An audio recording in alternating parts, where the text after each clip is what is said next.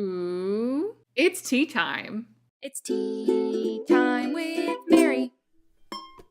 Hello, good morning. Welcome back, everyone, to another episode of Tea Time with Mary. I am your host, Miss Mary Lou, and it is so wonderful to see you back here on the Miss Mary Lou channel, my Tea Time fam. Oh my goodness, do I have another treat for you. So one of my most beloved series is back. We are doing another episode of What Is? The cats are going crazy. This is my life now. It's not... Okay, buddy. This is not Mr. Mary's show. This is tea time with Miss Mary. I got him. Almost lost one.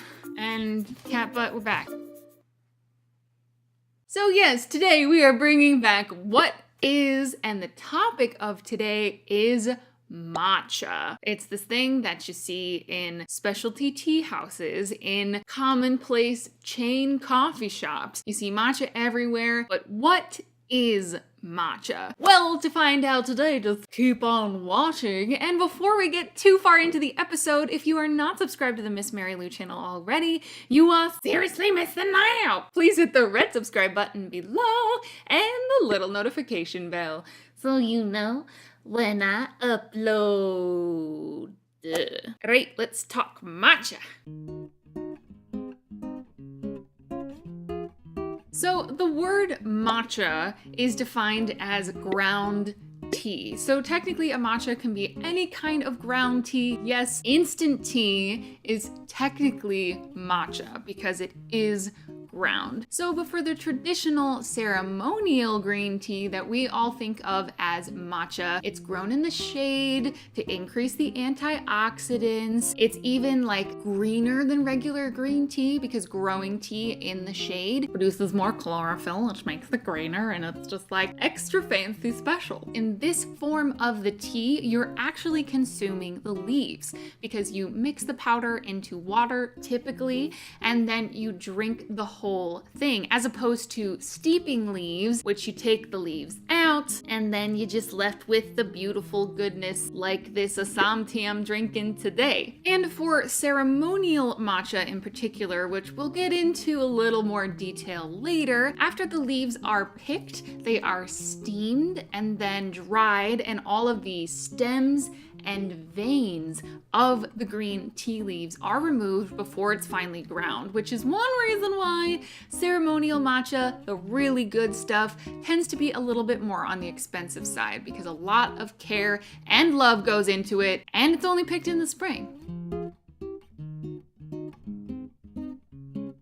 So generally before steeping and straining tea was standard, grinding tea was the way to go. So in the 12th century, there was a Japanese priest studying in China, and he took back with him to Japan the tea leaves, the bushes, etc., and introduced it into the culture as this like meditative ritual of preparing the tea leaves. And this sort of ceremony that it turned into was adopted by the samurai of Japan. This was a particularly good match because it teaches like ritual, discipline. Even there are so many intricate steps to a traditional samurai tea ceremony, hundreds of them, including specific hand movements, and this eventually became part of traditional samurai training, which is really, really cool. I myself have never been to a traditional tea ceremony, but it is on my list of things to do. We'll get there someday.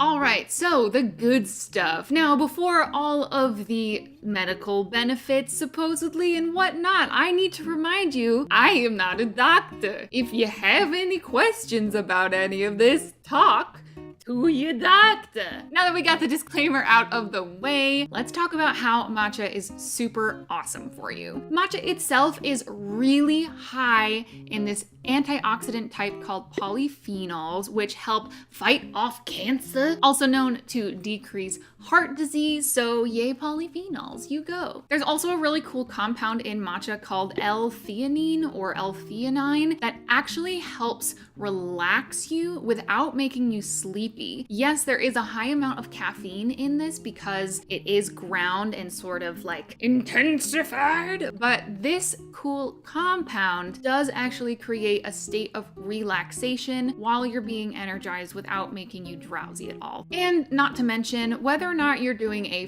full tea ceremony or not, there are certain steps that you have to take to prepare matcha, like using your scoop, mixing it with the hot water just right. Just by following these simple steps, it can really help to just ground you, put you in a meditative state. I find that with brewing most teas, honestly. I find my preparation of tea time during the day as a just grounding, concentrating in the moment sort of thing, and matcha is definitely a wonderful, wonderful way to do that.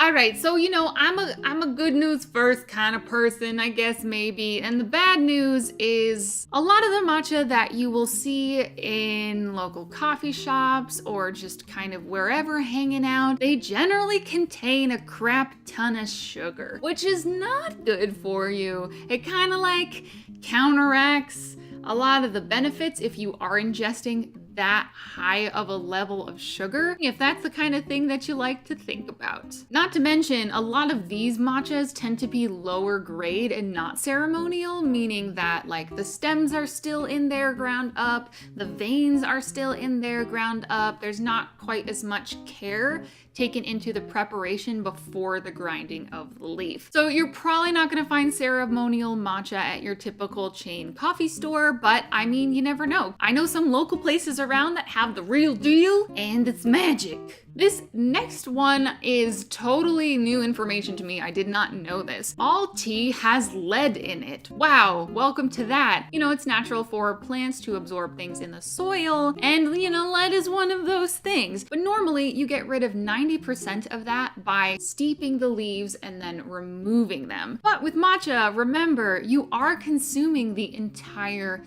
leaf. Therefore, you are consuming the entire amount of lead that is in the plant itself. Now, having a cup of matcha every day is not, you're gonna be fine, all right? But consuming mass amounts of matcha all day, day, I mean, beware. Go in for your blood tests with your doctor. Keep an eye on it. So friends, that is it for my brief recap video on what is matcha. I hope you learned something today. I definitely learned some stuff when going through the research for this, and it's super fascinating. I love that it is rooted in such a deep tradition. I didn't know samurai were involved in that tradition, so that's really cool. What do you think about matcha? Is it something that you like to drink? Also, if you have any ideas for the next What Is episode, let me know in the comments below. I always love to get back to you. All right, thank you so much for watching this video today. And last and most important of all, I hope you have a wonderful day. And I will see you on Thursday for the podcast. It's tea time with Mary. A one, a two, a scoobity-doobity-doo. Thanks for watching Tea Time with Mary. I hope to see you real soon. If you want to like, subscribe, and comment, I think that would be cool. Check out my Facebook.com/Tea Time with Mary for all the content that's new, or my Instagram, Twitch, and Twitter. I'm at Miss Mary Lou. So thanks again for joining us, and thanks for being a friend. We'll see you next Tuesday. The fun never ends on Tea Time with Mary. That's me. It is. I will stick to black tea, but it's good to know